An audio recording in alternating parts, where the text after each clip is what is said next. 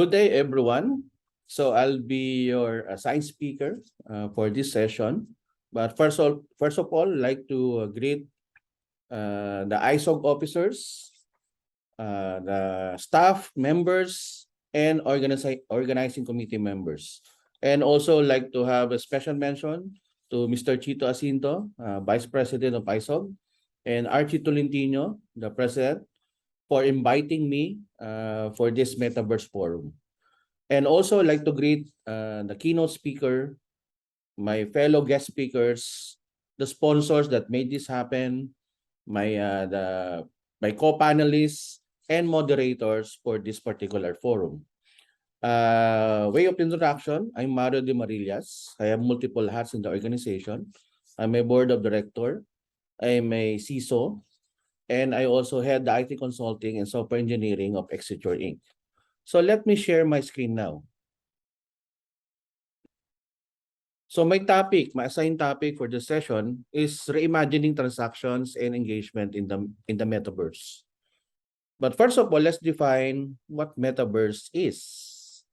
But I'm gonna define it not from a technical perspective or a textbook perspective, but I'm gonna define it based on what I know, what I understand from it, maybe a snapshot of my personal experience or story, discussing, imagining things that may, but that is already been part and parcel of the Metaverse. Let's go throwback. Let's use slogan Throwback Thursday. I vividly remember this. I think I was in Cebu at this point in time. It was, I think, in 2015, if I'm not mistaken. We're having a discussion. We talk about shopping, how to revolutionize shopping at that point in time. It was in 2015. No, it's not 2015. I think it's in 2017 or 2018. Is that corrected on that? We're talking about sneakers, and we are having a discussion and asking or declaring some of the statements. One of which is that, is it possible to go to the mall, to the shopping mall, without the traffic hassle? So because imagine Cebu is highly urbanized, it's so traffic, so hard to go from one place to the other. So can you go to the mall without the traffic hassle? We're thinking already of that some sort of virtual reality wherein you can go to the mall at the comforts of your home, but can you experience the touch and feel of the traditional shopping, meaning you have interaction with the sales lady, you can touch and feel the shoes or the items that you like to buy, can even smell it, so you can smell the environment, have the feel, look and feel of the ambience of the shopping mall. And are the tools and devices at that point in time are ready or are somewhat available for you to be able to experience this? That's about shopping. The next one is about banking. I think this was in 2013 or 2014. I'm having discussion with, I think it's an investor, a global investor, a foreign investor, trying to set up a company here in the Philippines at that time. These are my statements then, So if there is something, I think the discussion then was, is this product solutions, I think we're talking about digital wallet at that time. That was in 2013 or 2014, I think. And targeting, is it viable at that point in time? So I'm discussing that the one who has the funds are the older generation. And people that you're targeting are the young ones that may not have that purchasing ability at that point in time. So there was a discussion then. So then I made a bold declaration at that point in time that I will transfer my money. It's not that much, maybe in cents, I'll transfer my money to a bank, to a financial institution that offers full digital experience. What I meant by digital, full digital experience, meaning I'm gonna open my account because my challenge is that it's hard to open an account. You have to queue. I hate queuing. Standing in a long queue, waiting for hours to receive a service. Is that maybe if there's a financial institution that can offer that from opening of the account up to doing transactions later on, from the approval, the transactions, everything, no, as part of the KYC requirement, funding, payments, transaction, anything, wherein it's full digital experience, I'll go to that bank. Okay, that was a question in 2013 and 2014, to put context to it. But this bank, but there's a precondition, no condition. But this bank has to protect my money and data. It may not be so much, but it has to be protected. No, I have the full digital experience, but data and money have to be protected. Then there's a question, no, as part of that the discussion meeting. Can I still have that customer experience wherein the branch manager knows your name, or the new accounts, the teller, there's an interaction with the new accounts clerk, the teller, with the signatory, no, supervisor, officers of that particular financial institution. So I think this last part is not yet there, no. The first two have been met, but how about the third one? No? My third statement. No? Okay, just think about it. Now, as a child, I have aspirations.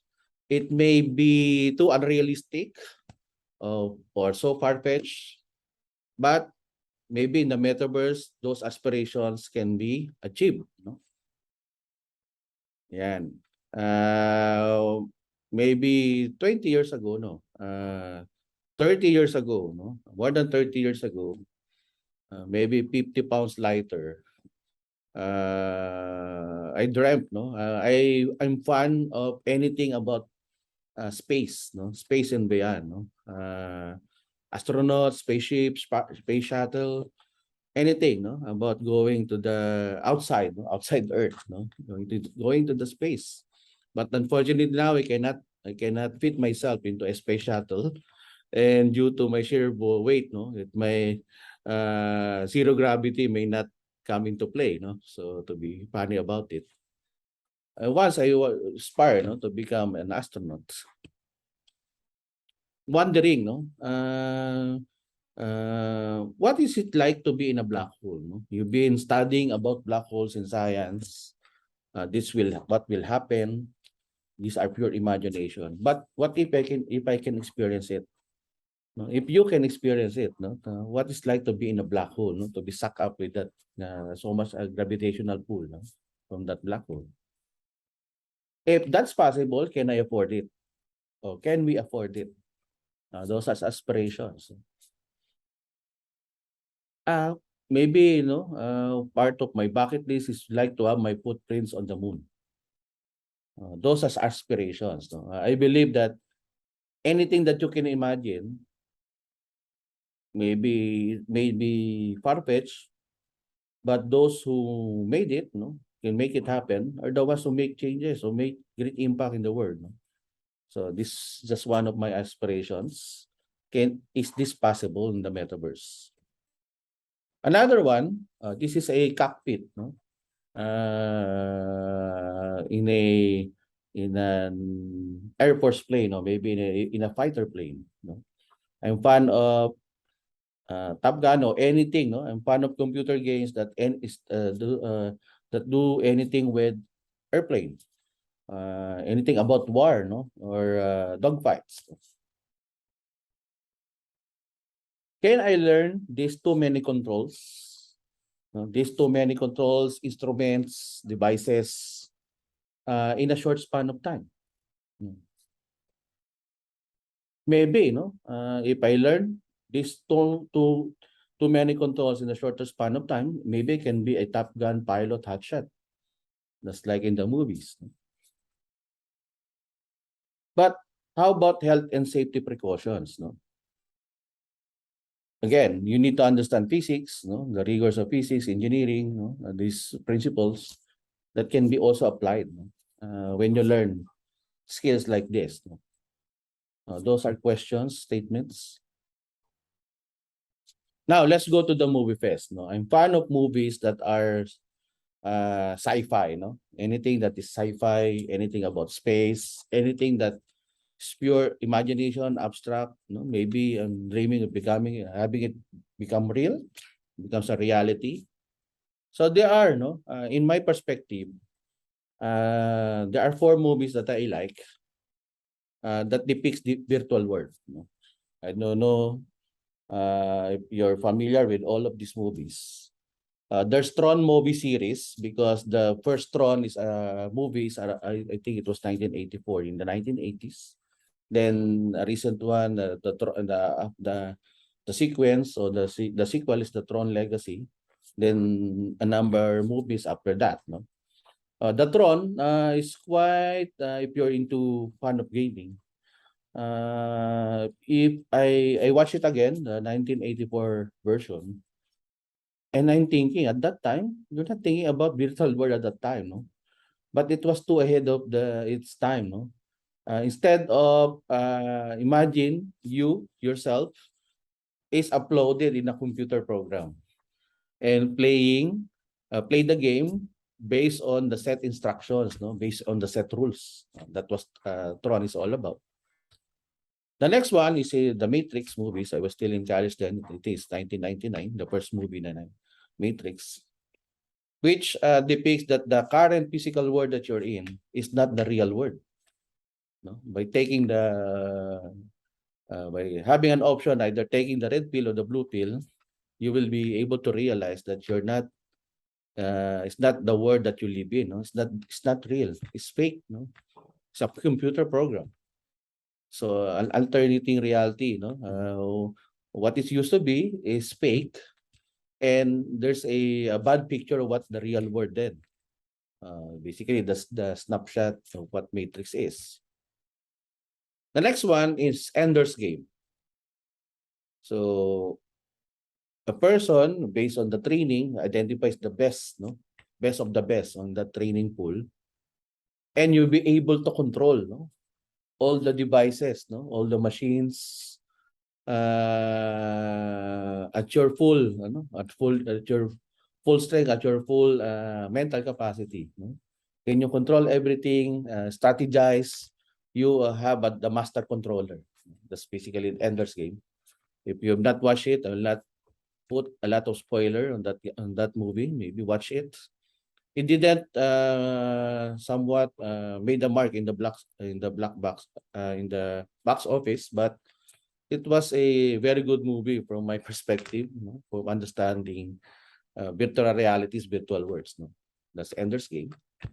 Then Ready Player One, another movie. I have one in my social media premium. I bought this one because from time to time I watch it to understand, no, the intricacies of having both worlds. No, you may be having a bad day in the real world, but you go to the virtual world and you'll establish get a new identity, no, try to have a different experience in the virtual world than in the physical world. No? That's Ready Player One. It was based on a novel sometime 2010 or 2011, I think, but it was made recently, no, to a movie. No? That's Ready Player One. So imagine if you can traverse both the physical and virtual world as depicted in these movies. What's now the demarcation? No? What's real? What's physical? What's not? Can it work together? No? Can it be collaboratively working together to achieve certain goal? That's what are the imagination expectation after you watch these movies, from my perspective. So maybe I did not define metaverse in real sense of the word, but for me, my basic definition is that anything you aspire for, you imagine, that is maybe not visible in your current physical attributes, but can be done in an alternate world. And connect no? Connect those dots, no? From the physical to the virtual, combine that, maybe that's metaverse. No? So that's my description about it. Now, one of the section discuss what are the coping mechanisms. Maybe this is from our point of view as Exceture, not really in general terms. So how did we cope in the metaverse ecosystem, considering the pandemic for the last 2 years and changes in the mindset of how we do things, no? And the recent technology, regulatory, or legal updates, no? So this is not global, general, but this is from our point of view as a company. So how did we cope? So what are these coping mechanisms that we have? We have to change mindset. That the way that it was done in the past, or the way it was done yesterday, will not be relevant or may not be relevant for the things that we'd like to do tomorrow or the next month, next year. No? So you have that to open that mindset. We have to change that mindset. We have to open the loop. No? There's no closed loop, because you close your mindset, you'll be dinosaur tomorrow. No? Then, to address, no, because of the pandemic scenario, we have to do full remote. The announcement was, I know that what can happen, I think we already have an idea that Thursday that there will be declaration of lockdowns, even either Saturday or Monday. No? So by weekend, I think by Friday, we decided let's do full remote work setup. We have the tools already for that. No? It's just a matter of maximizing it or utilizing it. So full remote work setup, but again, we're relationship beings, no, humans. No, we need to have that constant communications with our peers, no, with our colleagues. So we activated employee engagements, no, to just a proof of life. No, we have a jokes. Just a proof of life. We meet each other from time to time. Just a proof of life. No, that we're still here to build that trust, camaraderie, teamwork.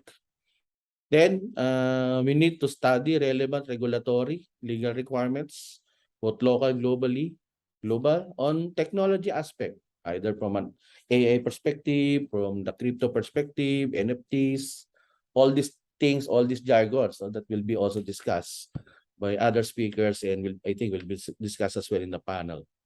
So what are especially the ethics side? What are those requirements? Or are they something somewhat even at the draft level? No? Then have an understanding of current tools and maximize some of these capabilities. No? Be abreast with the development of the software vendors that somewhat assist you to be able to become efficient, effective in this scenario. We have to learn new technology stacks. So that's part of changing the mindsets. It's not the way we do things in the past. We need to adapt new technology stacks that we can adapt, learn, test, and deploy, and scale it up. Also, been doing proof of concept of AI-enabled tools, both from an operation standpoint, cybersecurity, anything, to increase productivity. And also increase our digital presence, because we're not working anymore from a local perspective. We need to think global. There's a lot of interaction requirements, demand, and supply from different countries, different companies. Now, let's reimagine transaction engagement in the metaverse. We've been discussing metaverse, but what are these potential transactions engagements in this platform, in this metaverse? Now imagine this. Or maybe you have a discussion with your daughter, with your sibling, with your parents, with your spouse, colleagues, peers in the industry. Now imagine this, we've achieved a lot in terms of automation, adopting digital transformation, etc. But maybe imagine this, activities that you can do. Can I learn sports from world-class athletes? Maybe I'm a fan of this certain world-class athlete. I like to learn the sports discipline from that person. Can I learn from him or her? Can I attend any conferences of my choice? Maybe it's a package deal, I like to go to Europe. Feel the atmosphere in Europe. How are their conference being done in that part of the world? Can that happen? Can pay anything using my device of choice. Attend concerts of my favorite artists. One of my frustration or bucket list is that when I'm already somewhat have the funds, the means, to watch certain concerts of my favorite artists, it's unfortunate that Philippines is not part of their tour. So either they focus in the US, in Europe, in UK, or certain parts of Asia that somewhat limits or prohibits or limits my option, or limits the probability of me attending these concerts. Or visit any country, space, talking about outer space, or even planets, any parts of the solar system at your pace. Can that happen? Can I relive? Can you relive special memories with your loved ones? Some sort of a time machine, but it's more of tapping into your memory bank, reliving the memories, your loved ones, maybe just like watching movie for the end time, you discover certain lines that you get the context that was previously ambiguous to you, so that you have, when you say loved ones, I'm not talking about only the dead ones, but also those that are presently living, so that you can have a stronger bond with your loved ones. Or scientists, doctors, those in the health sector can diagnose and treat any diseases in an instant, or maybe through a machine, understand your DNA, diagnose, and provide treatments in an instant.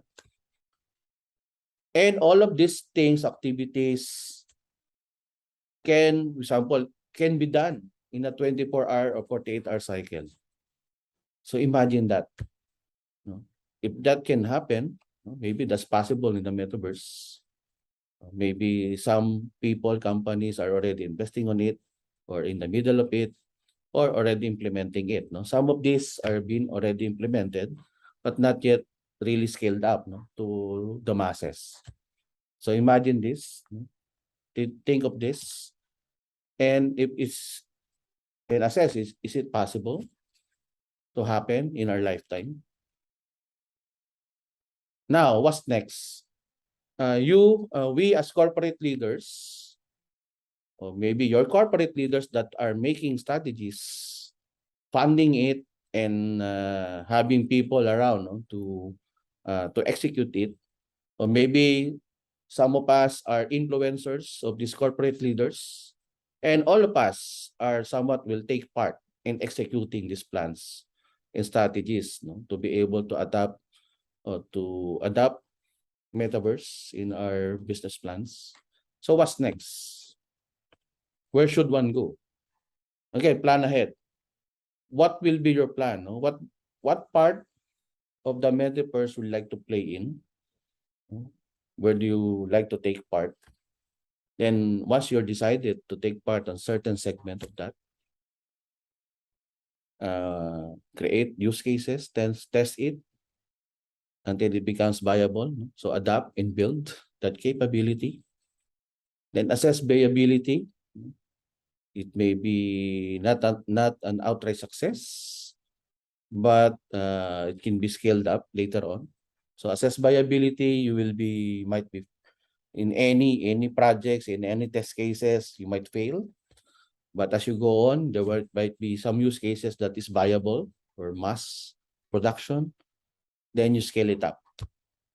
So that's how corporate leaders, owners, influencers, decision makers, and we, all of us will like to take part in executing these plans.